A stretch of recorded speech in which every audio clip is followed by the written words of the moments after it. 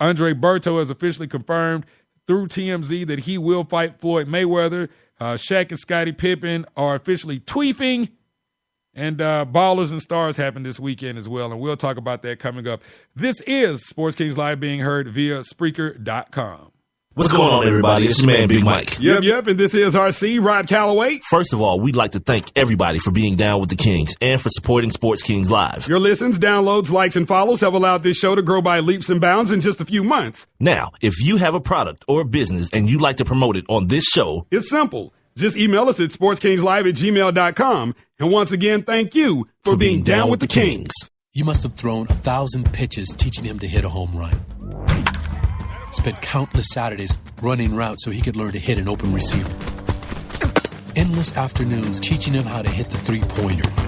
But how much time have you spent teaching him what not to hit?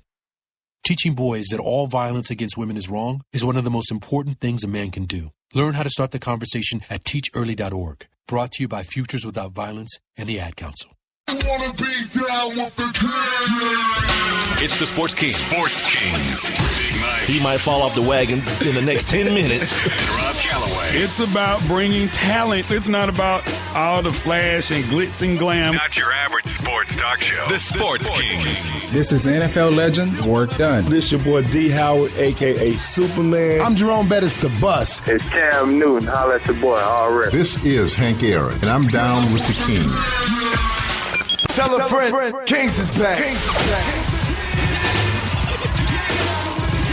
All right, and we are back for hour number 2 of Sports Kings Live, being heard via Spreaker.com. Don't forget, download your free Spreaker app via your Windows, Android, or Apple devices.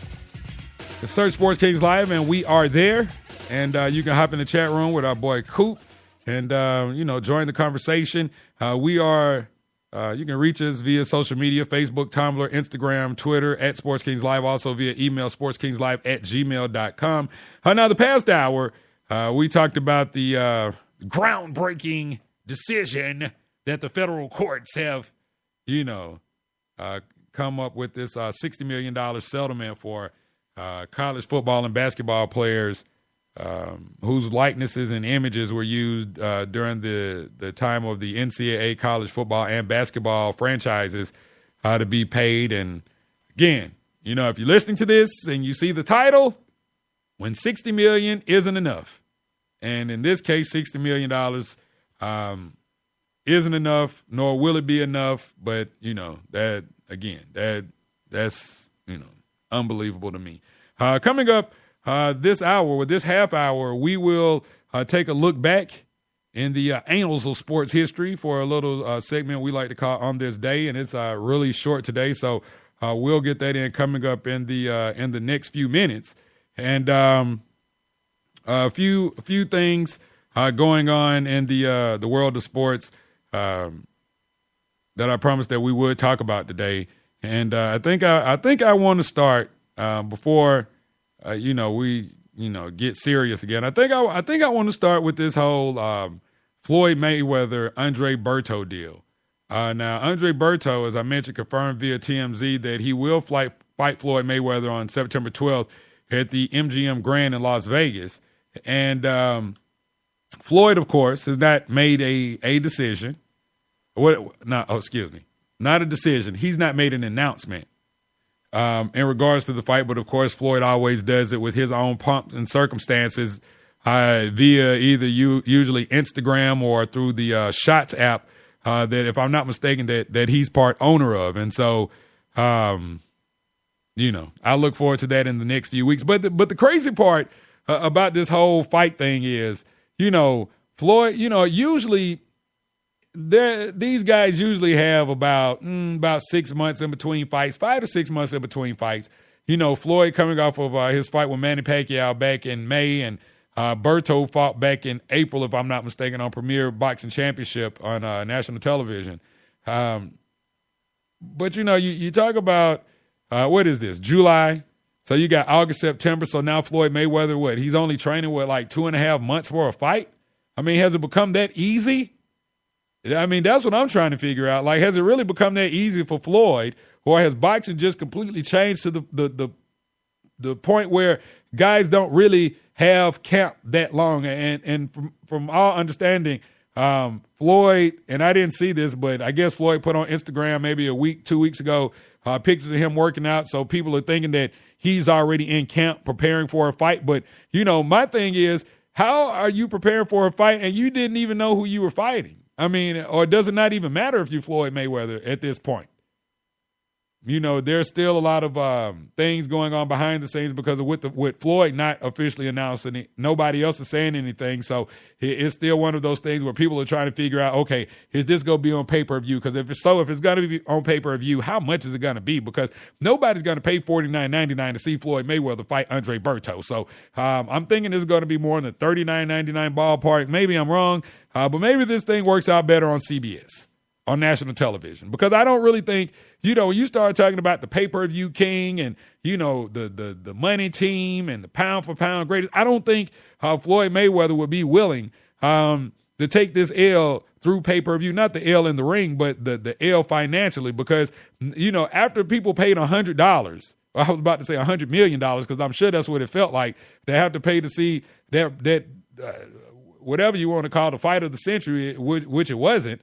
I don't think, you have people, you don't have those 30 million households that are willing to pay $49.99 to see Floyd fight, a guy like Andre Berto. I just don't think that you do. I mean, I could be mistaken, but, in my honest opinion, I don't think that Andre Berto carries that kind of weight, nor do boxing fans. I don't think this is a fight the boxing fans even really want to see. I think there are a few fights out there that Floyd could have taken that people would have been interested in. Number one being Amir Khan. This whole Keith Thurman thing, I'm not sure if Keith Thurman would have been ready for a fight against Floyd because he just fought 2 weeks ago, but he's the one of the other welterweight title holders, and he's undefeated as well. But I don't think that he would have been ready for a September 12th fight with Floyd. And so it's just, I don't know. It's just become one of these things where I don't know how much is left in boxing. I'm just gonna say that. I really don't know how much is left, because when you start talking about Floyd Mayweather handpicking opponents, I mean, this is it.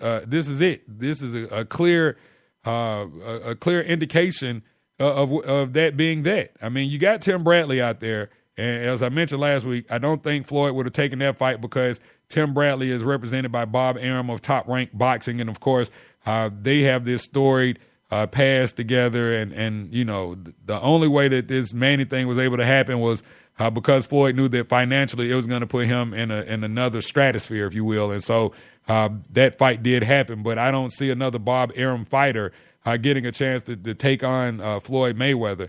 So you got Tim Bradley, who is a title holder. He holds one of the welterweight championships. Actually, the welterweight championship that Floyd defeated Manny Pacquiao for.